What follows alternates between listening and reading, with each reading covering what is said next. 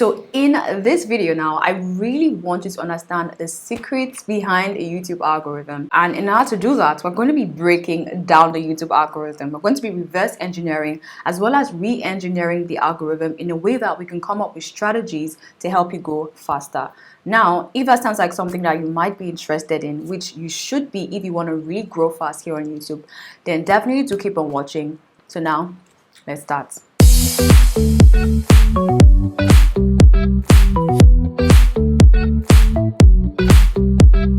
Now, fun fact is that I started recording this video a month ago, right? I wanted to really explain to you guys how the YouTube algorithm works, the secrets behind the YouTube algorithm, so that you can really understand it and use that knowledge to really grow your channel fast. After recording this, prior to posting it online, I started noticing some changes, some drastic changes on my channel, and I started seeing my tips really reflect on my channel growth and channel performance. So I decided to put this video on hold just so I can gather enough data to really back up this content. So that way, I'm not just telling you how the algorithm works, I'm really actually showing you how it works and how it applied on my channel. That makes sense. So it's going to be a two-part content: the past and the present, the theory and the practical. So I'm going to be sharing with you guys all of the tips, all of the secrets behind the YouTube algorithm, and really showing you how it works. The algorithm is focused on these two things: the creators and the audience. The overall goal of the YouTube algorithm is to help viewers, the audience, find exactly what they are searching for, to find exactly what they want to watch, and then retain them and have them stay on that platform for as long as they possibly can. Having that idea, we can basically reverse engineer everything, right? So in as much as you're a creative and you like creating, always keep in mind and put the fact that you're creating for your content to be watched and that you're also creating for people. So kind of find a compromise in that, aspect, and create content that people actually are looking for or that they want to see at a specific time. Like, is there a trend? Is there a search that is really popular that you can really create content around? So that way, when you're creating content that people actually want to see, people are searching for, it's easy for YouTube to keep promoting it and pushing it out there because they know that people are watching it now or people are looking for it, if that makes sense. Okay, so we talked about trends, right? And trending topics are so amazing if you want to grow really fast on YouTube or you want to gain a lot of views. However, the thing with trends is that it's usually short-lived, and with trends you have to be really fast to make sure that you are creating content around that period of time that the trend is happening. Again, sometimes it is seasonal, but most times it is short term and it is short-lived. Now, this content that we created was a trending topic, right? I started noticing a lot of big YouTube gurus post about it, doing the recreation. So at that point in time, it was a trend. So I decided to recreate that and give it like my own spice, because I was the only black girl that did that at that specific point in time. So that is basically how I took advantage of the trend, right? Cool, amazing.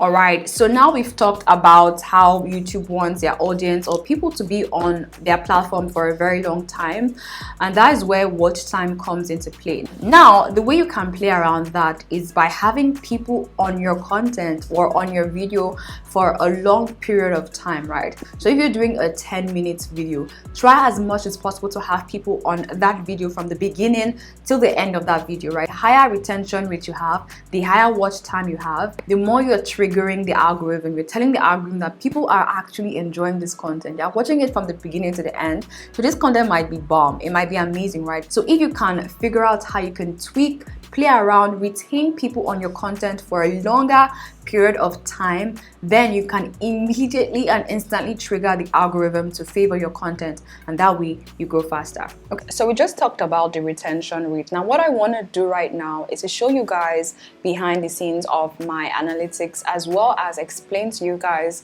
what I really mean, so you guys could really understand and also compare that video with my other videos. So let's just dive right into my analytics. So this is the content that we are talking about over here.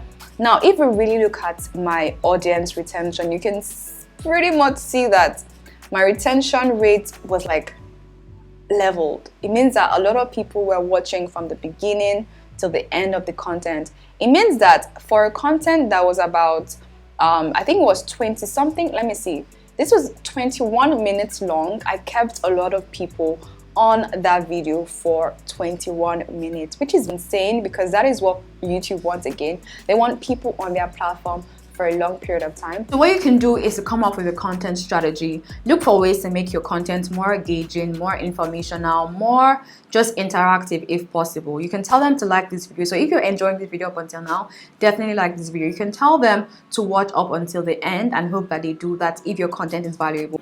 Cool? All right. Now that we're talking about keeping people engaged, in love, interested in your content, and this is where engagement comes into play. Now, when people say things like this video, give me a thumbs up, subscribe down, comment down, share this video, they're not saying it because they want to say it, even though sometimes it's quite fun to having people interact with your content. They're saying it because they want to trigger the algorithm, right?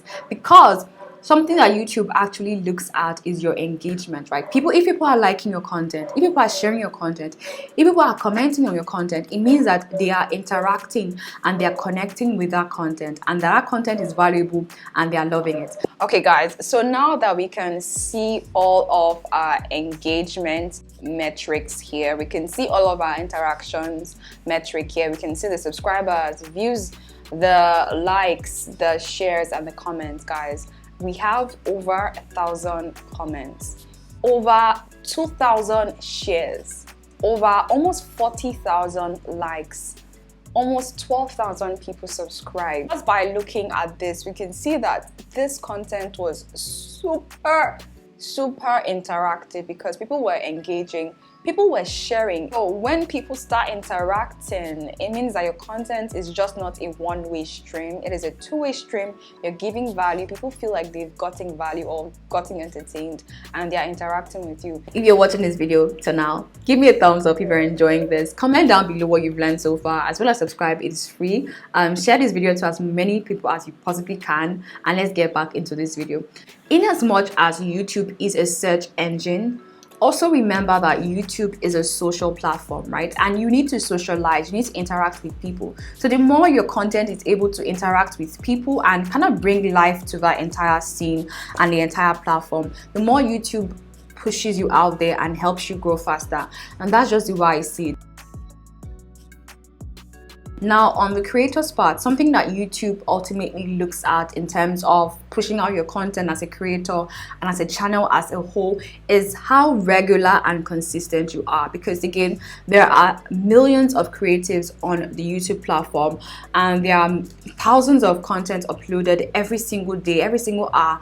So you need to be consistent to kind of remind your subscribers, the people on YouTube, that, hey, I'm showing up to work. Hey, this is me. Hey, don't forget who I am. So in terms of your audience, try as much as possible to be, consistent with your upload, because again, if you remember, the first two things we talked about were your audience and the creators. If you can trigger these two things yourself as a creative, be creating content that people actually want to watch, and be creating those contents consistently. Same thing with a couple other creatives here on this platform. We can look at a couple other YouTubers that have been consistent and have applied these theories into practice.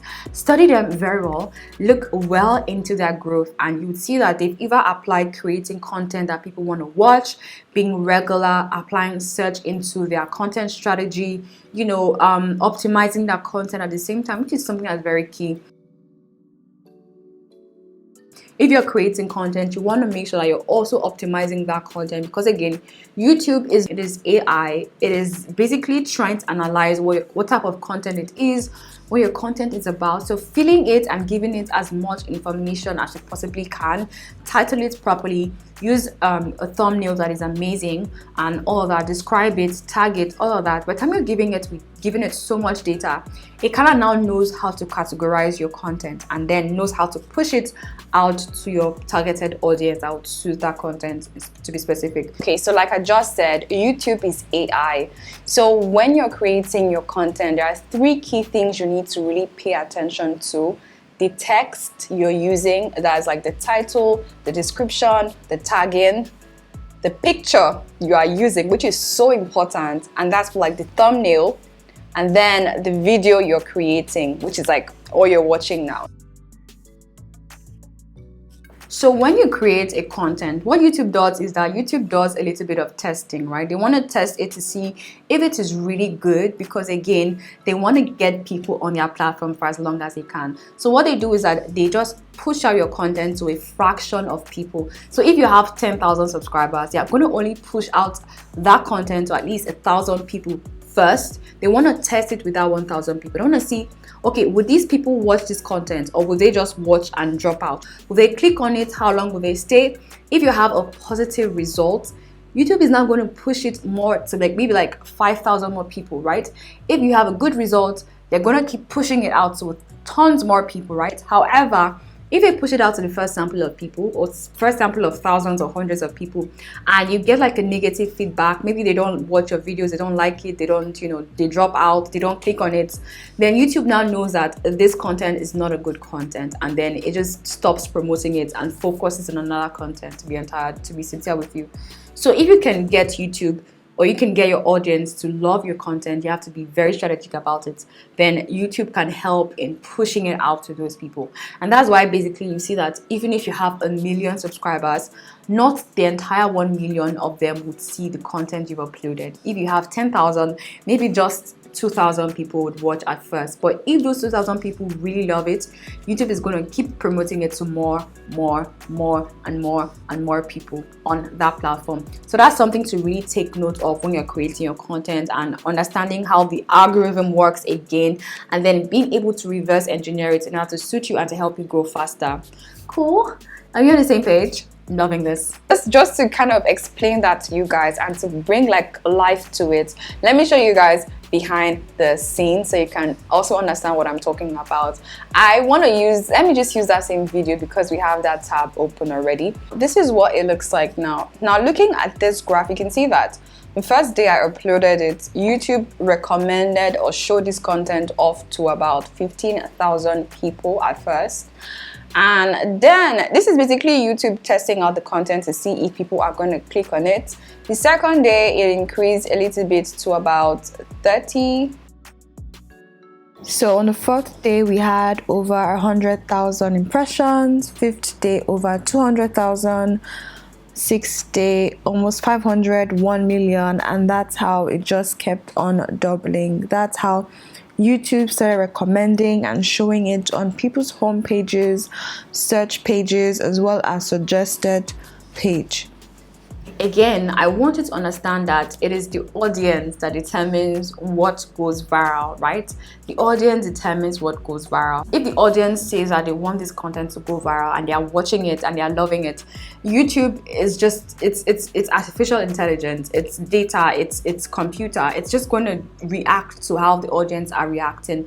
And if you're loving and you're enjoying that content, it's going to just push it more, and then that content goes viral, if that makes sense. I hope that makes sense, basically. So the audience determines what goes viral. The more they like it, the more they watch it, the more YouTube is going to promote it to millions and millions of people, in summary. All right, my love, so I hope you guys enjoy this video content. I really like going in depth with explaining things to you guys so that you can really truly understand everything that I'm talking about, and basically how YouTube works and how production works and how creating content works, because this is what I do on this channel, and I like to teach. I guess it's fun. Sharing knowledge is so fun and it's so fulfilling, because I do see your comments and I do really appreciate it, and I love that you love the content. So you keep me going, and yeah, let me know what your thoughts are down in the comment section. Also, let me know if you guys have any other like questions, suggestions. I know I've gotten some suggestions with titling and tagging. I do read my comments and I do write them down. It's written down in one of my books. Trust me, I have a book for everything. So I'm gonna like obviously create content around that subsequently. But if you still have questions, suggestions, keep that down in the comment section. I'll be sure to write them down, and I'll be sure to also respond to your comments and your suggestions and your kind words. Again, thank you so much for watching this video. I hope this was really helpful in really understanding the YouTube algorithm. And yeah, thanks for watching my video up until now. Subscribe, it is free. Hit the subscribe button, it is free. Engage, comment, do all of that. Share this video, let's have fun. Okay, I'm talking too much, but yeah, thanks for watching the video. I'll see you guys in my other one. See you guys, bye.